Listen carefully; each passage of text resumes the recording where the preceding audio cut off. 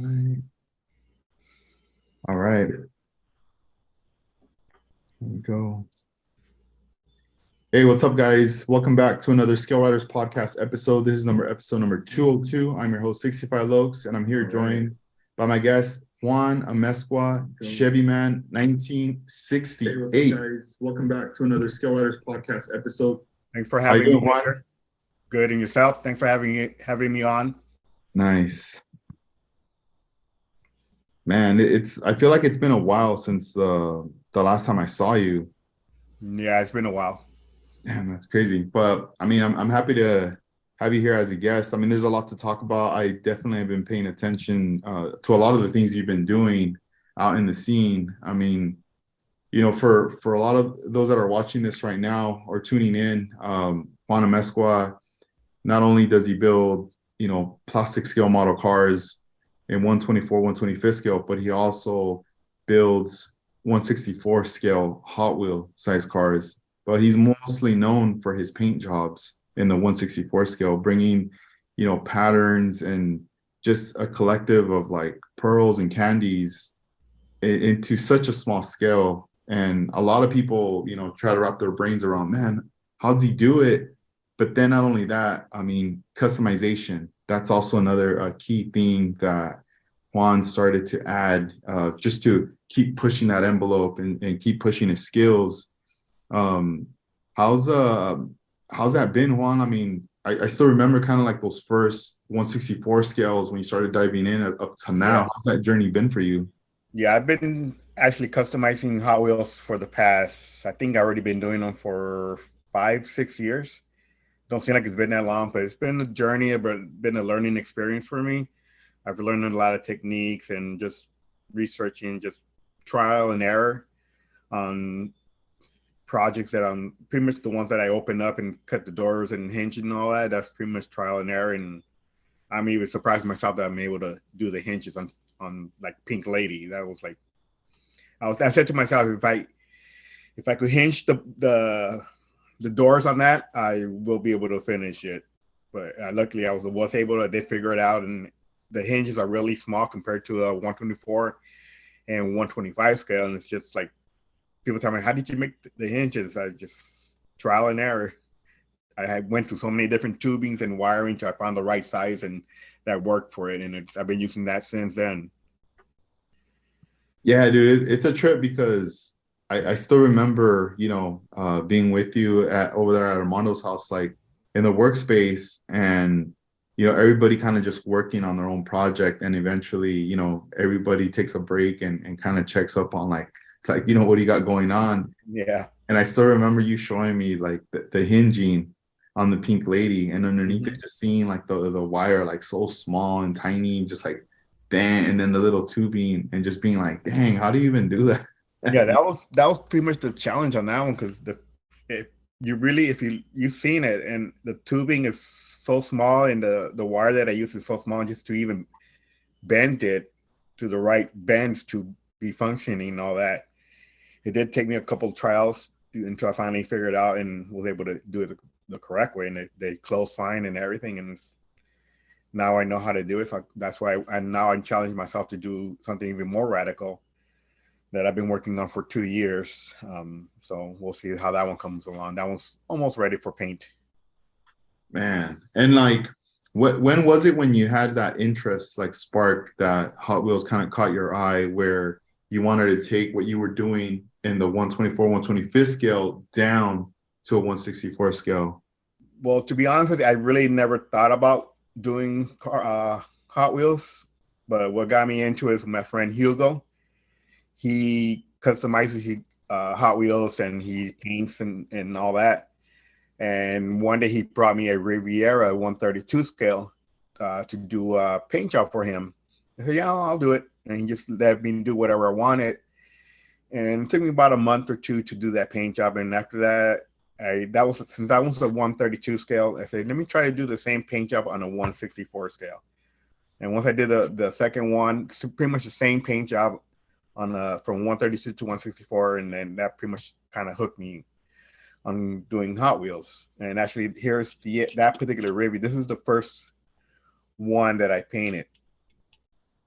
Pretty much simple.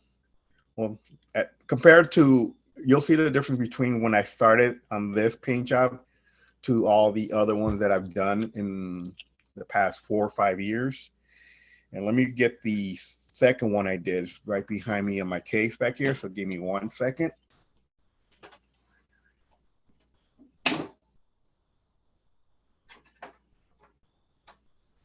So here's the 1/64 scale one. Pretty much the same paint job. Here's that one, and here's the bigger one. So I pretty much challenged myself to do the same paint job from a 132, doing it a 1/64.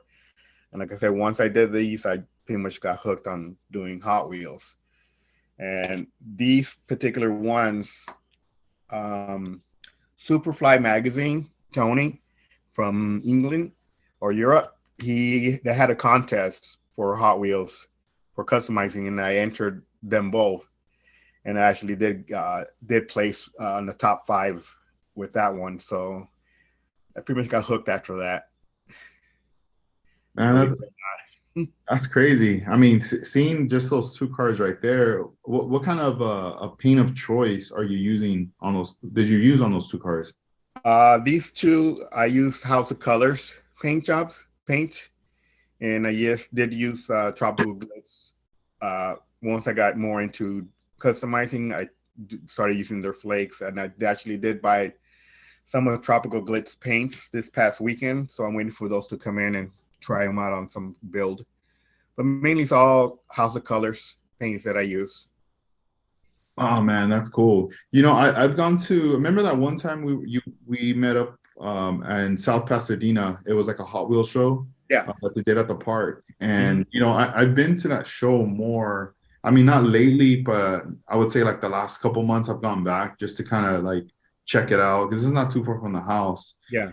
And from conversating with people that you meet from here and there at these shows, I mean, they're all car fans, and a lot of these guys are obviously collectors, but then there are some that they want to customize, but I feel like they kind of have like this fear of like messing up, and I don't know, have you encountered that? Like, have there been like people that are wanting to customize, but then they're kind of hesitant or a little intimidated from doing that they kind of reach out to you for like advice or questions? Yeah, pretty much when I go to there's a play day, Hot Wheels play day that they have once a month, every 3rd Wednesday of the month in Bellflower.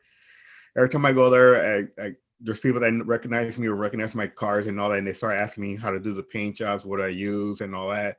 And it's pretty much, I'll just take your time, just practice. I just trial and error, and I just tell them how I cut my own tapes or my tape lines and all that. And I'll give them pointers. But I also, what I have done in the past, I have friends that live in Bakersfield. They've had some little get-togethers, so I actually flaked like maybe 7 cars, and I took them over there, and I took all my paints, and we just had a paint day over there in Bakersfield. That was a lot of fun. So they do that at least during the summertime. They do it like maybe twice a month. I mean, not twice a month, but twice a year. So I go over to Bakersfield and hang out with the guys and paint and show them tips, and they show me what they've done and what they learned. And it kind of feels like when you took that class in up north, when you went with Luis to learn how to paint those panels with Danny D. It's kind of the way I felt when I was going to Bakersfield and showing the guys how to paint and what paints and all that, and felt good. Man, that's pretty dope. Yeah, except I remember you posting, that you would be out there in Bakersfield. Yeah. And then it was kind of cool to see that, like you guys collectively like hanging out, to do this, because there's only so much you can do, right? Telling someone with pictures or over the phone, or even just, you recording your own video, compared to being there in person. And yeah, it's nothing compared to doing it face to face or seeing in person. I'm a type of person that I need to see it in front of me. I can't by online or anything like that. I need to see it in person to really see what it is or what it takes. But I also did one, but it was just me and a friend of mine. His name is Tony. He goes by Godworks on Instagram. I went to his house and we painted, pretty much spent the whole day just painting. I showed him how to paint. We painted a Hot Wheel for him. and I'm actually painting an El Camino 124 scale that I need to finish for him. But he's come a long way. He's gotten good at paint wise. He's getting there, but with his hydros and all that, he's really in progress on that. But I went to his house, and I'm always willing to, if somebody wants to get together anywhere, I'll go anywhere to teach you or show the techniques and how to paint and all that. Yeah, man, that's a pretty hard name. Godworks. Dang. That's He's pretty tight. he's very talented. Yeah. That's fucking dope. It's crazy because, you know, I've seen your model cars, and, you know, lately, I mean, you've been just killing it and pushing it with the 164 scale. And for a moment, I almost thought, oh man, that's it. Like, it's a wrap. But like, Juan is like no longer gonna build model cars. He's just gonna stick to the Hot Wheels, which is fine. I mean, either way, we're rooting for you, you know. Yeah. We all still relate. We love cars. But then again, you out of nowhere, you hit us off with the 1965 Riviera, a 120 Yeah, that scale. one, I wasn't letting nobody know what I was doing with that one, the paint job wise, because it's something that I think nobody's really done in the car model style paint jobs. So that one took me a while, but I really loved the way it came out. And I'll show you guys right real quick. I don't know if you guys. Oy.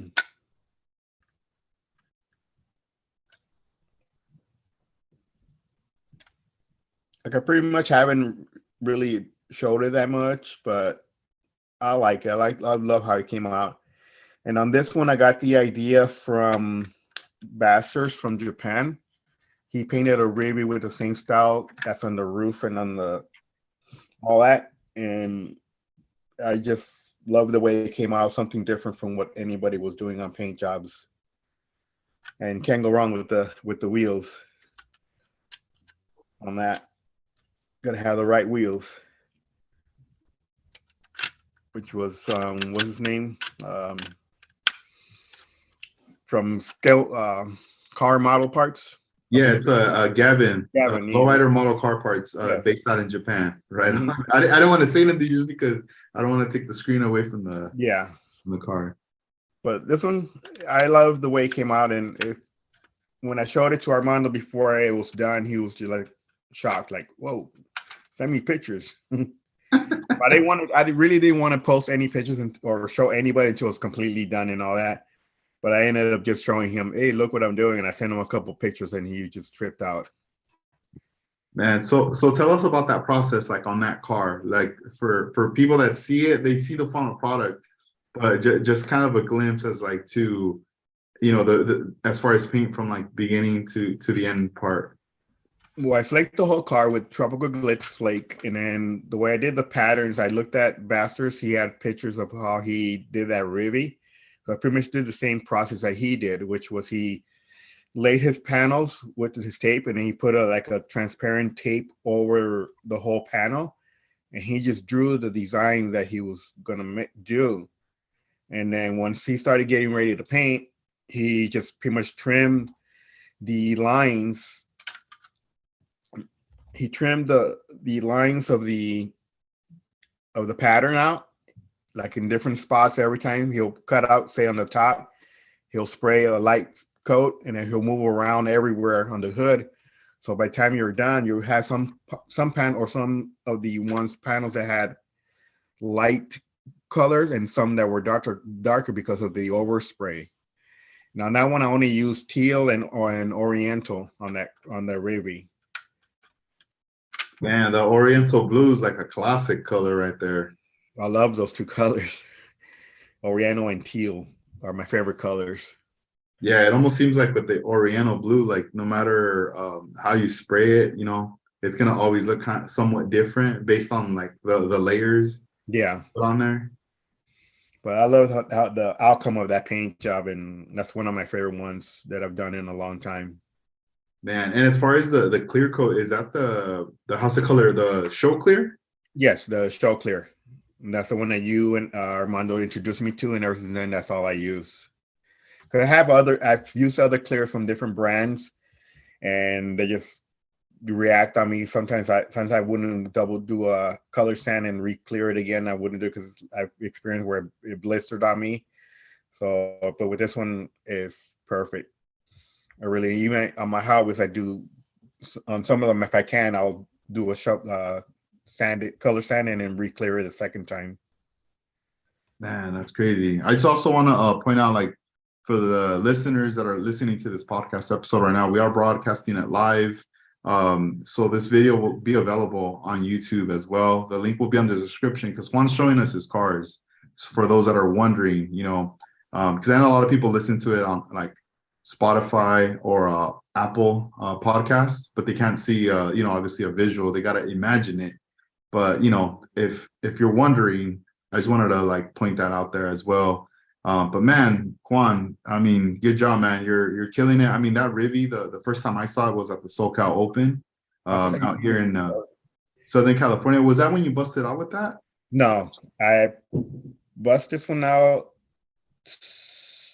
I think the previous year. I really haven't showed it that much because when SoCal, I didn't think it the previous year. I can't remember when I busted out with that one. At what show? Because yeah, when I saw that at that show, I was like, dude, I was like, that's my pick right there, for the Skill Riders Award. Yeah. I was like, no doubt. I mean, there was a lot of dope cars that were there, but I had never seen anything like that, there. And I just love the way a lot of areas in the car is like really smooth and like shaved. Mm-hmm. The paint job, like you said, the wheels, everything just came together really nicely and well executed. Yeah, when people saw that, it's like they were asking me, "How did you do that paint job?" Even Emilio from Down to Scale, he saw that and he said, "How did you do that?" And I don't remember if I told him or not, but he was just tripping out because he's never seen anything like that, and nobody's ever seen anything like that done in a car model. So I always like to do something different, try something new, something different techniques, and I'm always looking at old hot rod magazines or the old lowrider magazines that I have at pretty much a lot of the vintage lowrider magazines, or I'm always looking online for reference on paint jobs and just also try different techniques. I have some friends that paint. Mongo 88, he showed me a technique to do the there's an old school technique that they do like a torch where there's just black smoke coming out and they put it on the body and then they just shoot candy over that, and it's just nice. So he showed me how to do it on for car models, and I tried it out and it worked perfect.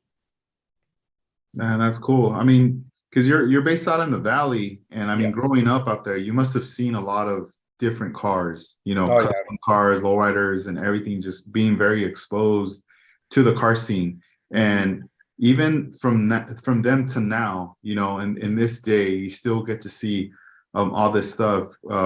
Is that one of your biggest influences, coming from like the area where you're at, like being able to see and have this access of seeing all this stuff? Yeah, definitely. Because like I said, I grew up in the '80s and seeing all the cruising in San Fernando and seeing quinceañeras they have all the lowriders all decked up with their flowers and all that and hopping and all that. And one of our neighbors, when we lived in Pacoima, their family one of their sisters had a boyfriend that had a T-Bird blue one. It was really nice, all just pretty much like the Rivi, those tones, and it was just nice. They would go over there and see them. And I remember also in high school, across the street from the high school I went to, which is San Fernando, somebody had a '76 Regal candy apple red, and when I saw that, like, oh, that's like it's clean. But also just all the lowrider scenes, going to car shows. My dad took us to a lot of car shows when we were kids. We went to the '79 Super Show at the convention center when we were kids, and we have pictures. I have a few pictures from that show put away from my collection and all that. But definitely the Valley, there were a lot of nice cars that were being built and painted. I remember a lot of cars, seeing them in the Lowrider magazine that were from the Valley, and it's just amazing what I got influenced by all those cars. Yeah, man, that's a trip. And one of the creations for 164 scale that you've been making a lot of noise with is the Pink Lady. Yes. What, how was like this first encounter for you coming across the Pink Lady? Did you see it in a magazine, or was this something you saw at a show back in the day? This one I've never seen in person. I've only seen it in the Lowrider magazine. It came out in the Lowrider of the Month back in, I think it's 82 issue of February. And that's the first time I ever seen it. I've never seen it in person and all that. And pretty much that's what influenced me to what influenced me to build the Pink Lady was for the Hot Wheels convention that they have every year in at the Marriott Hotel at LAX. When you first compete in those contests, you're an amateur, and once you place first place in the amateur categories, you're automatically put into the pros. So now you're going against the heavy hitters with the crazy builds and all that. So that's pretty much what influenced me to build something radical or something crazy. And I pretty much challenged myself doing Pink Lady. From the time I started it to the time I finished it, it took me about 4 years to do. But after all that work that I did to it, and to me, it was all worth it with all the publicity and all the noise and everything, how people just loved the car. And people even tell me, how in the hell did you do that paint job? And people even tell me with all the other Hot Wheels that I painted, to tell me, how did I do the paint job? And I pretty much tell them, to be honest with you guys, I tell them, I think my mind thinks that I'm doing a 124 scale. And I think that's the only reason I'm able to do some of these paint jobs, because some of these tape lines that I use on these cars is like thin as thread. And to do it on a 164 scale is just mind blowing. But here's Pink Lady. It has working wing doors.